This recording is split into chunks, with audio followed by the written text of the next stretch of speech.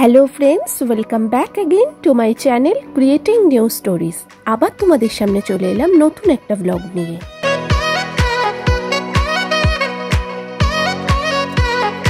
বেরিয়ে পড়েছি আমরা, তো হাওড়া স্টেশনে চলে এসেছি। এবার হাওড়া স্টেশন থেকে মেট্রোয় করে যাব আমরা হচ্ছে স্প্ল্যানেড থেকে তারপরে আবার রবীন্দ্র সদন। হাওড়ার 15 নম্বর রেল স্টেশন থেকে বেরিয়ে সোজা এগোলেই নিউ কমপ্লেক্সের দিকে যেতে ডান দিকে পড়বে মেট্রো স্টেশন। এই যে আমরা স্টেশনে চলে এসেছি, এই দেখো কত নিচ অবধি সিঁড়ি। তবে আমরা সিঁড়ি ইউজ করব না, আমরা যাব এসকেলেটারে।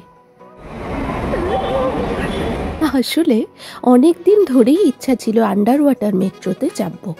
মানে ওই যে গঙ্গার তলা দিয়ে মেট্রোতে করে যাওয়ার একটা আলাদাই আনন্দ। আজ বোধহয় সেই আনন্দে, সেই এক্সাইটমেন্টেই মাথাটা একটু খারাপ হয়ে গেছিল। জাস্ট এই এক ধাপ নামলেই কিন্তু বাদিকে টিকিট কাউন্টার ছিল, এবং এখানে ভিডিও একদম অ্যালাউ ছিল না, কড়া সিকিউরিটি বলে তোমাদেরকে দেখাতে পারলাম না। আমরা কিন্তু ডাইরেক্ট রবীন্দ্র সদনের টিকিট কেটে নিয়েছিলাম, পার হেড 20 টাকা।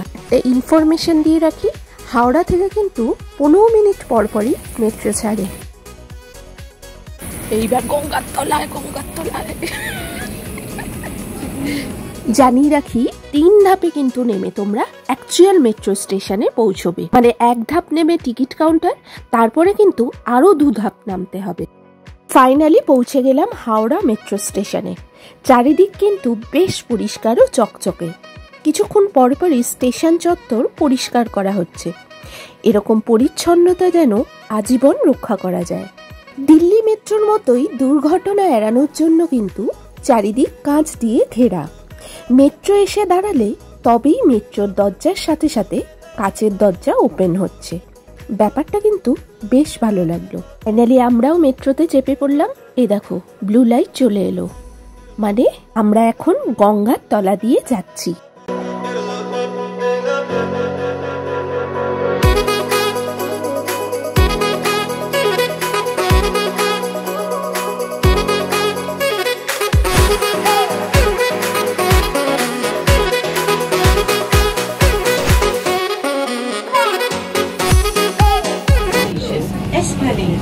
এই ট্রেনটি এটি প্রান্তিক স্টেশন।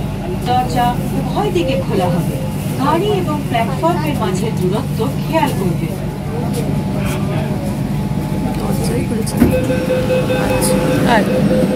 জাস্ট 2 মিনিটে চলে এলাম স্প্ল্যানেডে।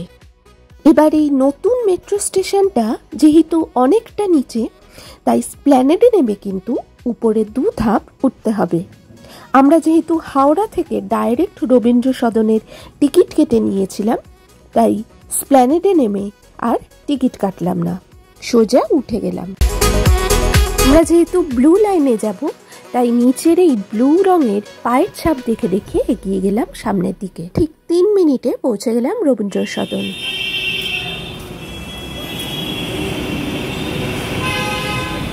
রবীন্দ্র সদনে নেমে রাস্তা ক্রস করে আমরা এগিয়ে গেলাম নন্দনের দিকে। হ্যাঁ, আজকে নন্দনে একটা নতুন বাংলা সিনেমা আলাপ দেখতে চলে এসেছিলাম আমরা। কলকাতা শহরের সাংস্কৃতিক প্রাণকেন্দ্র এই নন্দন। প্রতি বছরই কলকাতা ফিল্ম ফেস্টিভ্যাল এই নন্দনেই আয়োজিত করা হয়। চলো তোমাদের নন্দনের চারপাশটা একটু ঘুরে দেখিয়ে দিই।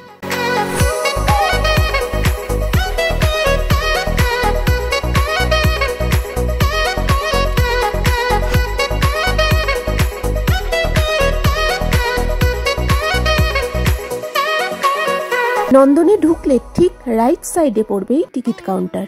তো চলো এবার টিকিটটা কেটে নেওয়া যাক। এই যে আমাদের দুজনের 2টো টিকিট কাটা হয়ে গেল। নন্দনের ঠিক পাশেই হচ্ছে রবীন্দ্র সদন।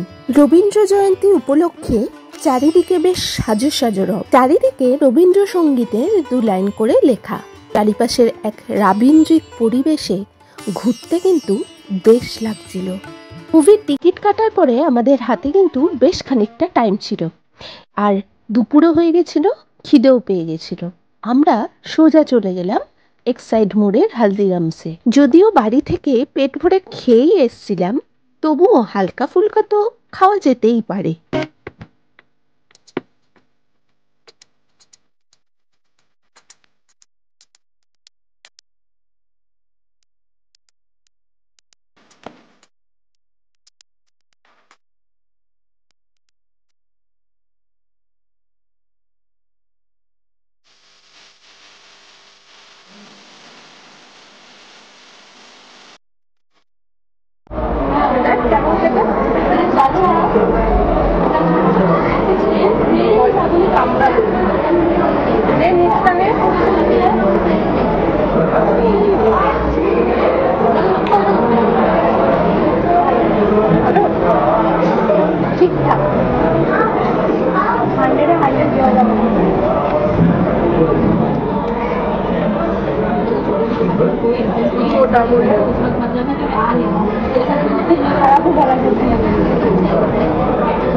আমাদের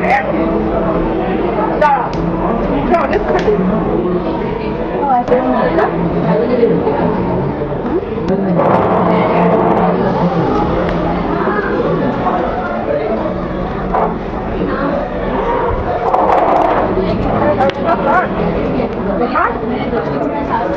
খাওয়া দাওয়ার পর্ব মিটিয়ে আমরা আবার চলে এলাম নন্দনে।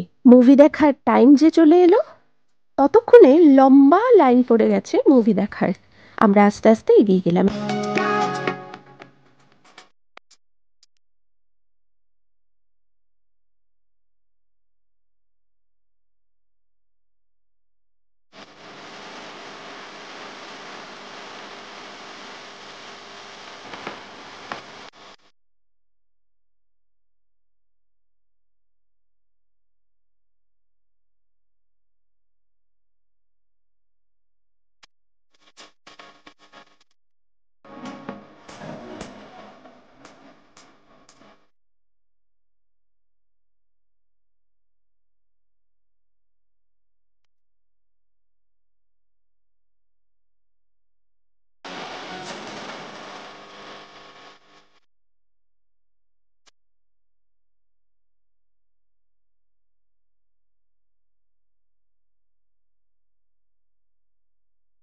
আলাপ দেখতে এসেছিলাম। আলাপের ওভারঅল মুভিটা খুবই ভালো লাগবে, কিন্তু লাস্ট ফিনিশিংটা এত মানে আনএক্সপেক্টেড, আনপ্রেডিক্টেবল, মানে কি আর বলবো, ভীষণ মনটা খারাপ হয়ে গেল। মন খারাপ নিয়ে বাইরে আসার পরে বাইরে এত সুন্দর ওয়েদার ছিল যে মনটা কিন্তু বেশ ভালো হয়ে গেছিল।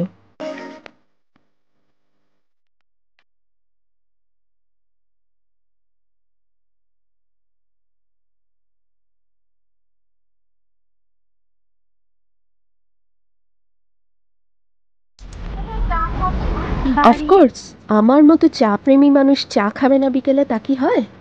দেখো, সন্ধেবেলায় নন্দনের চারিদিক কি সুন্দর লাগে দেখতে। আমার তো যেতেই ইচ্ছা করছিল না এখান থেকে, কিন্তু তবু বাড়ি তো ফিরতেই হবে। তো চারপাশ একটু ঘুরে দেখে নিয়ে ধীরে ধীরে বাড়ির দিকে রওনা হলাম আমরা। তাহলে ওটা তোমার জন্য ঠিক ছিল, যেটা তাদের বাড়ি ছিল।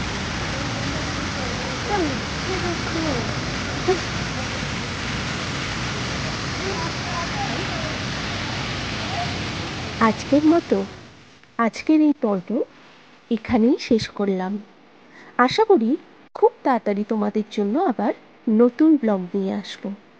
যারা এখনও আমার চ্যানেলটা সাবস্ক্রাইব করোনি, তাড়াতাড়ি করে ফেলো সাবস্ক্রাইব।